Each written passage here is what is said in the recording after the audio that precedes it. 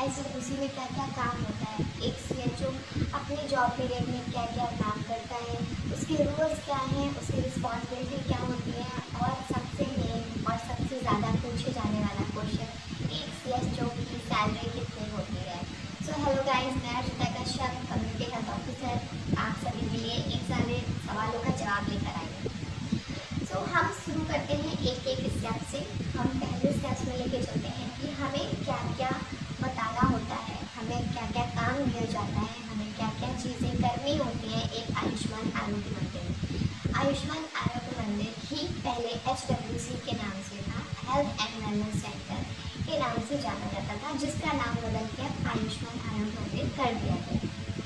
तो एक एचडब्ल्यूसी पर एक सीएचओ होता है, जिसके रिस्पॉन्सिबिलिटीज़ बहुत सारे काम, अलग अलग तरह के काम और अलग अलग तरह की जिम्मेदारियाँ होती हैं, जिसके अंदर बहुत सारे कर्मचारी जैसे कि आशाएं, आंगनबाड़ी, आपकी एएनएम, जीएनएम और अन्य कर्मचारी भी आते हैं। एक हेल्थ एंड वेलनेस सेंटर को एक सीएचओ ही संभालता है। उस हेल्थ एंड वेलनेस सेंटर की सारी एक्टिविटीज़, पेशेंट्स को देखना, पेशेंट को एडवाइस करना, पेशेंट की काउंसलिंग करना और उस ग्रामीण क्षेत्र में हो रही एक्टिविटीज़ पे ध्यान देना, ये सारी जिम्मेदारियाँ एक सीएचओ ही निभाता है।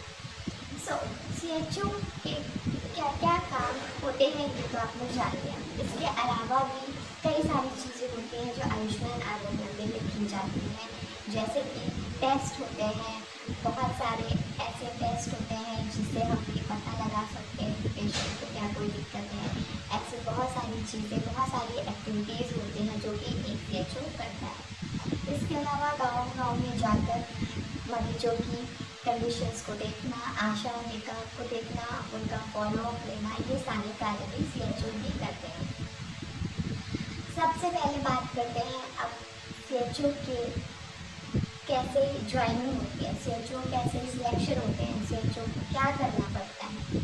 सो बेसिकली सीएचओ के ज्वाइनिंग के लिए एक बहुत ही सिंपल सा प्रोसीजर है। आप एक किसी भी मेडिकल का कोर्स करके, कोई भी मेडिकल जीएनएम या बीएससी नर्सिंग करके आप सीएचओ बन सकते हैं। जी हाँ, आप सीएचओ बनने के लिए आपको एक मेडिकल का डिप्लोमा या डिग्री होनी ज़रूरी है। उसके बाद आप एक रिटन एग्ज़ाम देंगे, जो कुछ 100 नंबर का होता है। उसके बाद आपका डायरेक्ट डॉक्यूमेंट वेरिफिकेशन होता है, उसके बाद आपका सिलेक्शन। जी, इसी तरह से सीएचओ की ज्वाइनिंग होती है।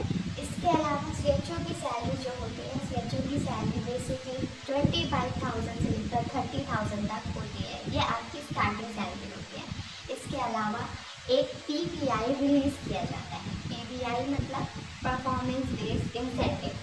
परफॉर्मेंस बेस्ड इंसेंटिव वो इंसेंटिव होता है जो कि आपके कार्य को देखकर, आपकी एक्टिविटीज़ को देखकर दिया जाता है। ये काम आपके ऑनलाइन पोर्टल पे किए गए कार्य से रिलेटेड होता है।